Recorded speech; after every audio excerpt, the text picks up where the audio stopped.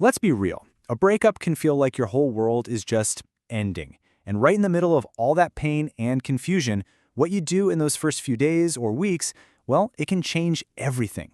So today, we're going to talk about a really powerful, kind of counterintuitive strategy that can help you get through this and actually come out stronger on the other side.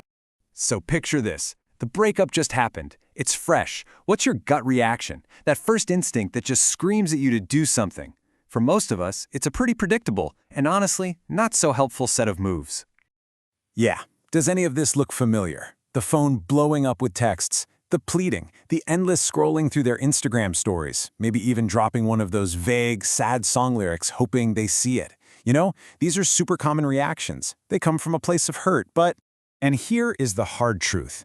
While doing all that feels like you're fighting for the relationship, it almost always backfires. Big time. All that talking, begging, and trying to get closure, it just comes across as needy, maybe even a little desperate.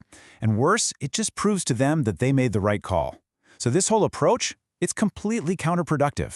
So if the old playbook is a total bust, we need a new one, right?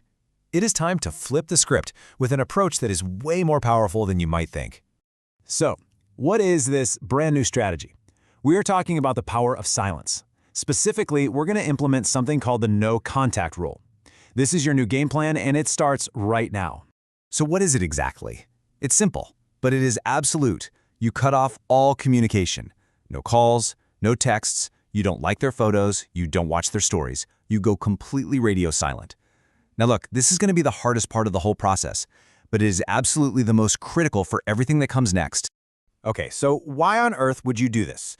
It goes against every single instinct you have, I get it. But there are some really powerful psychological reasons that make this your single strongest move after a breakup. Let's break them down. There are 4 huge ways that going silent works in your favor. And trust me, they might not be what you expect. First off, you immediately shift the power dynamic. By not begging, by not chasing, you stop playing the part of the person with less power. You break that desperate pattern, and you show that you have self-respect. And right there, that instantly starts to level the playing field. And there's this fascinating thing that happens psychologically. Your ex expects you to chase them. They're waiting for it. So when you go completely quiet, no late-night texts, no sad posts, it totally short-circuits their brain. It sparks curiosity. They start wondering, wait, why isn't he calling? Does he not even care? But you know what? This strategy isn't really about them. It's mostly about you.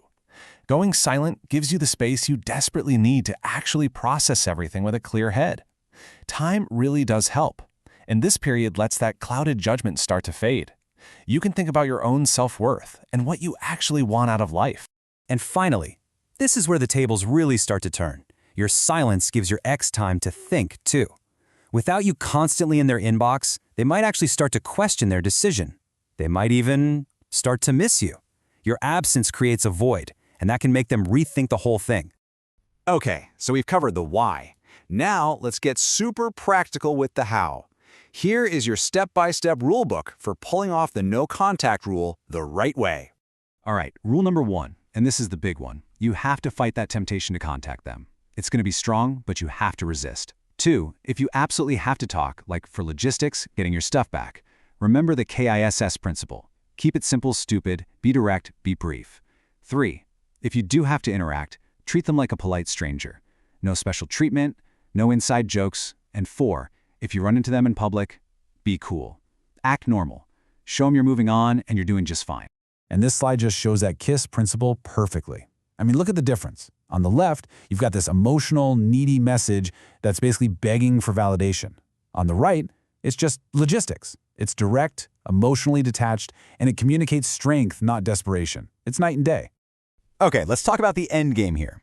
A lot of people try this strategy hoping for one very specific thing, but the real victory is actually something way deeper. This is it, right?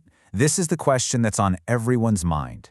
If I do all of this, if I stay strong, will they miss me? Are they going to come back? And look, while there's a pretty good chance they will start to wonder about you, focusing on that completely misses the point. It keeps your happiness and your self-worth tied up in how they react. The real win isn't getting them back. The real win is that you get yourself back. By the end of this process, you are in the driver's seat of your own emotions. You're in control, and you're in a position to make the right decision for your future, whether that includes them or not. Now that is true power. And we'll end on this thought. When someone has decided your words aren't valuable to them anymore, your silence becomes the most powerful thing you can say. It speaks to your self-respect, it speaks to your strength, and it shows you're moving forward no matter what happens next.